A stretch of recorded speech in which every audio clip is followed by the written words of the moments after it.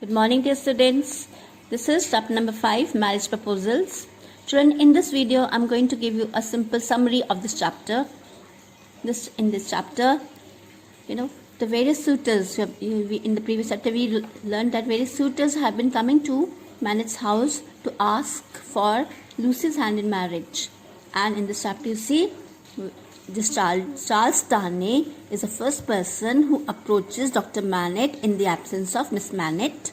Okay, he reveals out his love for Miss Manet and tells her father that he loves his daughter very dearly. But he finds there's a hesitation on the face of Doctor. But then, just asking the reason. When he asks for the reason, what happens? Doctor tells him that it's not that he doubts his love, it's only the fear of parting from his daughter that makes him sad. But then he says, Charles Darnay says that he just wants to share some part of their extraordinary love. He calls the love of a father and a daughter an extraordinary love. Okay, and he says that he just wants to be a part of their extraordinary love. And he says, I wish to bring even more love into your lives. Then, children, on page number 56, Charles Darnay, first of all, he confirms whether Miss Manet has any other suitor or anyone else in mind. But then he is told that Mr. Carton, Mr. Stryver have also been coming here. So you can just very well assess. Then he goes, right? But then after the next person to approach Dr. Manet is Stryver. Okay, Stryver is the Attorney General who seems to be quite aged, but he is not, because he looks fat. He's fat, his big size, therefore he looks more than his age, but he's not that much aged man. But then before he reaches Miss Manet's house or Miss Manet, where he is stopped by, he's warned by, you can say, Mr. Lorry.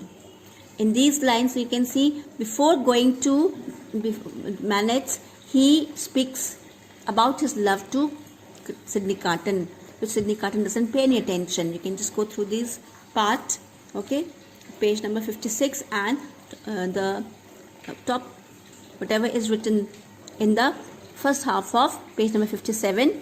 Then you'll find that how Mr. Stryver, he is warned by Mr. Lorry that he should not go for something which he finds is not going to succeed. So he should find out what kind of feeling Miss Manet has for him. But then Stryver says, am I not wealthy? He thinks that he's wealthy, he has a good fortune, he has good future, he's of good character, so there's no point that Miss Manet is going to refuse her. So you'll find this, children, in this, on page number 59, you'll find that Stryver, he feels that if he is not accepted by Miss Manet, he would feel insulted. And in case he is insulted, he will surely insult her back. So he just pretends to have forgotten what he has ever thought of giving a marriage proposal to her. But then he changes the subject by asking Mr. Lorry to find out what all is what all condition is there in the Manet's house. Okay, and then he says that, and just shows that he doesn't know anything and just pretends that he has ever given a marriage proposal. So over here you'll find that, I feel that my earlier advice stands. I cannot be sure you will succeed. This is Mr. Lorry. So Mr. Stryver doesn't feel anything, he doesn't feel depressed, because he has already made up his mind that he's not going to pursue asking for a hand in marriage. Her over here means Lucy Manet. Okay, then he clearly says that you know the girl better than I do. So he clarifies everything, and you'll find that finally Mr. Stryver retreats his steps. He doesn't want to approach Miss Manet for her hand in marriage. This is page number 60, children. Now next is the turn of Sydney Carton, who portrays himself as a very depressed personality in front of Miss Manette, and just exacts, you can say, he tries to get the sympathetic feeling from Miss Manette. Okay, he calls himself that. First of all, he cries in front of her. He shows his tears. He calls himself he confesses that he is a wasted, miserable man. Okay, he says that he really loves her, but he is a wasted, a miserable man whose presence would actually ruin, or ruin is destroy her life. Therefore, he doesn't want to, go ahead in this love life. But then over here, Miss Manette tells him, encourages him to try to change his living style, or the way of whatever the way he has been living. But then he says that he's just an useless fellow, and he says the only good thing in his life which he has done is confessing his love to her.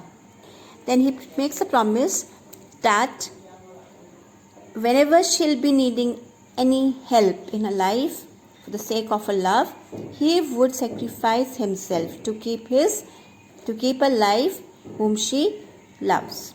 Okay, so this is a very important lines. These two lines are really very important. We'll find that these words of Sydney Carton actually moves Lucy so much that she is not able to speak, and finally he fares well. Okay, they part from each other, and you can see this Sydney Carton and Miss Manette speaking. So they're having conversation with each other. This is a scene what we discussed just now. And children, you're going to read this chapter on your own, and you're going to solve the question answers.